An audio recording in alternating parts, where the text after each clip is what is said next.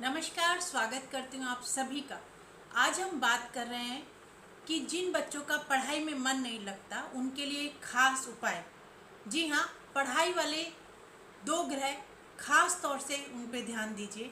और उपाय के तौर पर हम दो ग्रहों का और साथ में लेकर चलेंगे। कुल मिला के 4 ग्रहों पर अगर आप कुंडली में ध्यान देते हैं, उनकी स्थिति क्या है और वो किस परिस्थिति में आपकी कुंडली के अंदर विराजमान है, अगर हम उनका उपाय करके चलते हैं तो निश्चित रूप से जो बच्चा पढ़ाई में कमज़ोर है, जिसका बच्चे का पढ़ाई में मन नहीं लग रहा, उसका पढ़ाई में अवश्य मन लगेगा। उसके लिए सबसे पहले पढ़ाई वाले दो ग्रह हम बुध और गुरु को मानते हैं।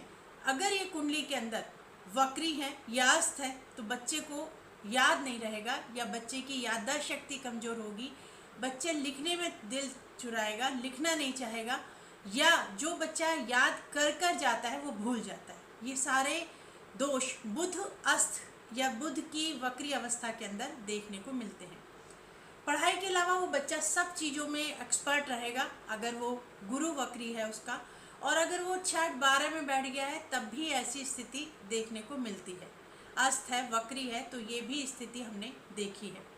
तो इनके उपाय अवश्य करें। और साथ ही साथ सूर्य और चंद्रमा, यानी सूर्य अगर हमारा स्ट्रॉन्ग करेंगे तो हम आत्मविश्वास उस बच्चे के अंदर बढ़ा पाएंगे, और चंद्रमा को अगर स्ट्रॉन्ग करते हैं तो हम मन को उसको मजबूत कर पाएंगे, क्योंकि पढ़ाई के अंदर याददाश्त शक्ति और प्रेजेंटेशन किस तरीके का कर रहा है, आत्मिक ज्ञान, और साथ ही साथ जो भारतीय पढ़ाई सिस्टम है कि आप कितना अच्छा सा रट सकते हैं, याद कर सकते हैं, उसको किस तरीके से आप अपनी लेखनी में बदलकर अधिक से अधिक मार्क्स ग्रहण कर सकते हैं। उसके लिए ज़रूरी है कि आपका बुद्ध यानी हाथ से लिखने की कला आपके अंदर होनी चाहिए, और याददाश्त शक्ति अच्छी होनी चाहिए, और आपकी रटने की पावर अच्छी होनी चाहिए। गुरु है कि आपके अंदर ज्ञान हो कि उस चीज़ को समावेश कर पाए। और साथ ही साथ ये सब होने के बाद भी बच्चे का कॉन्फिडेंस लूज़ होता है अगर सूर्य की स्थिति उसकी कुंडली के अंदर सही नहीं है। तो सूर्य की स्थिति को स्ट्रॉन्ग करें। सूर्य नमस्कार सुबह अवश्य कराएं। उपाय के तौर पर है, सूर्य को बलवान करने के लिए अगर कुंडली के अंदर सूर्य की स्थिति अच्छी है तो हम माणिक नग भी धारण करवा सकते हैं। बच्चे का पढ़ाई में मन ही नहीं लगता, उसके लिए ज़रूरी है कि हम चंद्रमा को स्ट्रॉन्ग करें कि मन एकाग्र होगा तो ही वो पढ़ाई कर पाएगा। मन को स्थिर करने के लिए दूध, दही, पनीर, पानी का सेवन अधिक करें, और चंद्रमा के नीचे थोड़ी देर जरूर घूमें या मेडिटेशन करें तो मन स्थिर रहेगा।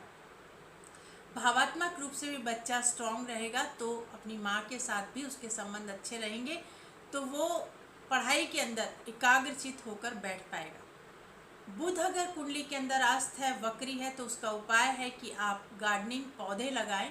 नग पहना सकते हैं तो आप एक पन्ना नग पहना सकते हैं, पर कुंडली के अंदर उसकी स्थिति को देखकर।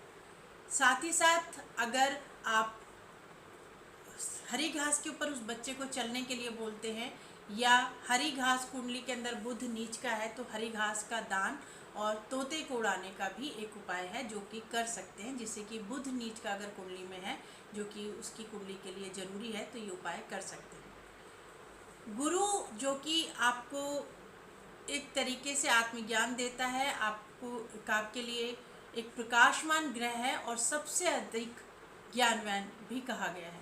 गुरु को स्ट्रॉन्ग करने के लिए आप एक गुरु धारण अवश्य करवाएं। बच्चे का कोई भी अच्छा जो सात्विक विचार का इंसान आपको बच्चे के अंदर के आसपास नज़र आता है, उसके गुरुओं में ही उसको गुरु बनाएं, जिससे कि उसकी सलाह वो ले सके समय समय पर जाकर।